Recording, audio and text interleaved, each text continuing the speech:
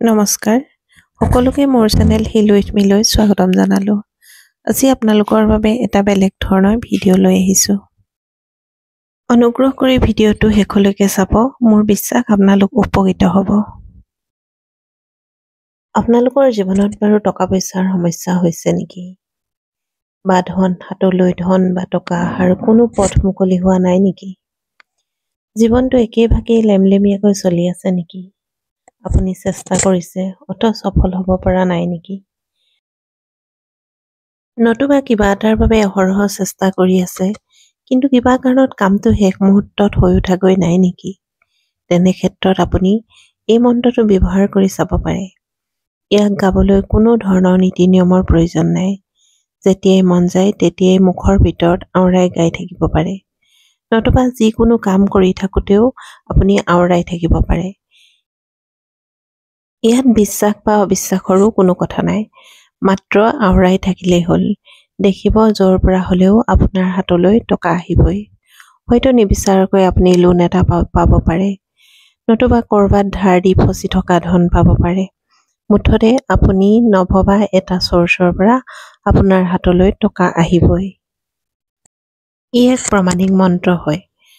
যিসকলৰ টকাৰ খুবেই প্ৰয়োজন হৈছে, নতুবা ক'ৰবাৰ পৰা পাবলগীয়া টকা আছে কিন্তু টকাখিনি পোৱা নাই, তেওঁলোকে অনুগ্ৰহ কৰি এই ভিডিঅ'টো ইগনৰ নকৰি মই কোৱাৰ দৰে কৰিব।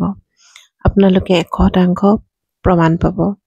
মুঠতে যেতিয়াই তেতিয়াই এই মন্ত্ৰটো আপুনি গাই থাকিব। 3 দিনৰ ভিতৰত মনি এট্ৰেক্ট হ'ব, মই গেৰাণ্টি দি ক'ব পাৰোঁ। জীৱনত কিবা এটা পাবলৈ হ'লে কিবা এটা কৰিবই লাগিব। কাম নকৰিলে বা কৰ্ম নকৰিলে আমি কোনোদিনেই সফল হ'ব নোৱাৰোঁ। সেয়া লাগিলে আপুনি ৰিচুৱেলছেই কৰক বা আপুনি শাৰীৰিক পৰিশ্ৰমেই কৰক বা যিয়ে নকৰক, আপুনি কিবা এটা কৰিবই লাগিব।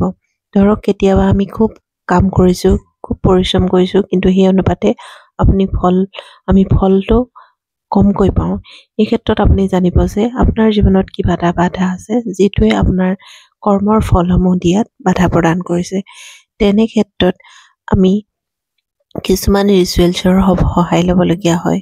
মই মোৰ ভিডিঅ'সমূহত প্ৰভু হনুমানৰ কিছুমান ৰিচুৱেলছ দিওঁ, এইবিলাক বহুত পাৱাৰফুল হয়। কিন্তু আপুনি যদি পূজা পাতলৰ ক্ষেত্ৰত অসুবিধা পায় বা আপোনাৰ কৰিবলৈ দিগদাৰ হয়, তেনে ক্ষেত্ৰত আপোনালোকে এনেকুৱা সৰু সৰু মন্ত্ৰবিলাক চান কৰিব পাৰে, যিবিলাকৰ দ্বাৰা আপোনাৰ জীৱনত থকা সেই নিগেটিভ এনাৰ্জিসমূহ পজিটিভ এনাৰ্জিলৈ কনভাৰ্ট হয়। আপোনালোকক বিশেষভাৱে কওঁ যে টকাৰ প্ৰতি আপোনালোকে কেতিয়াও নিগেটিভ থট এটা মনত লৈ নাথাকিব বা টকাক কেতিয়াও হাতৰ মলি বুলি নাভাবিব বা হাতলৈ আহিছে তাক খৰচ কৰি দিওঁ বা এই আহিছে যাবই, খৰচ হ'বই, এনেকৈ কেতিয়াও নাভাবিব। টকা সদায় মৰম কৰি ৰাখিব। আপোনাৰ হাতলৈ অলপ টকা আহিলে আপুনি টকাখিনিক মৰমেৰে এবাৰ চাব, আঁকোৱালি ল'ব, চুমা খাব।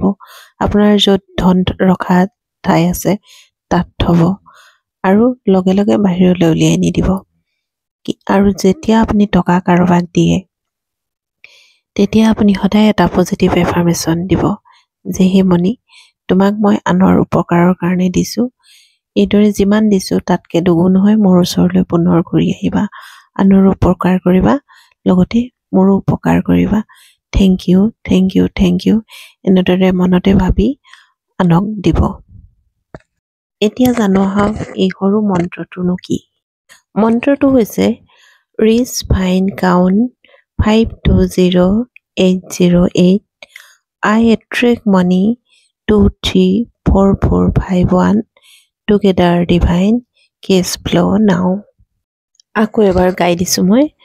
Rich fine count 520808 I attract money 234451 together divine cash flow now.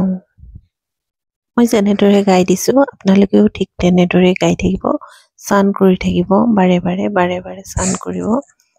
ভাত বনাওঁতেও গাই থাকিব, যেতিয়া মন যায় তেতিয়াই গাই থাকিব আৰু এক সুন্দৰ ৰিজাল্ট আপোনালোকে খুব কম দিনৰ ভিতৰতেই দেখিবলৈ পাব। ধন্যবাদ।